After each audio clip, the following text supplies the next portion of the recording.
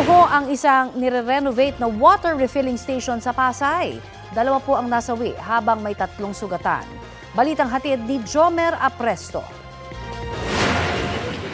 Tulong-tulong ang mga rescue team sa pagbonggal ng semento sa loob ng isang lumang water refilling station sa Pasay City kahapon. Hinahanap nila ang ilang tao na natabunan ng semento matapos gumuho ang istruktura na isinasa ilalim sa renovation. Ayon sa pulisya, tumagal ng 2 oras ang search and rescue operations sa 5 biktima na agad isinugod sa ospital. 2 sa kanila ang namatay. Kabilang ang isang senior citizen na foreman at isang construction worker. Sugatan ng 3 pang trabahador. Ayon sa tinderang si Rosalinda, mahigit 1 taon nang hindi nag-ooperate ang water station at kailan lang ito sinimulang i-renovate. Sa gilid lang nito nakapwesto ang kanyang tindahan.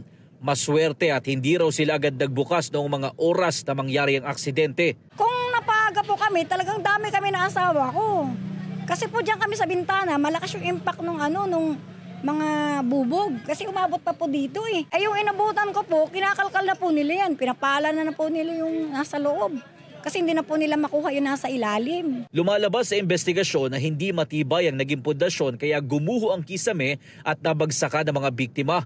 Ayon sa pulisya, illegal ang ginagawang renovation sa water refilling station. Wala pong metal scaffolding, no? Tinukuran lang ng mga kahoy. Initial investigation po, no building permit po talaga yung ginagawang struktura. Kaya po, doon pa lang po mayroon na po silang violation.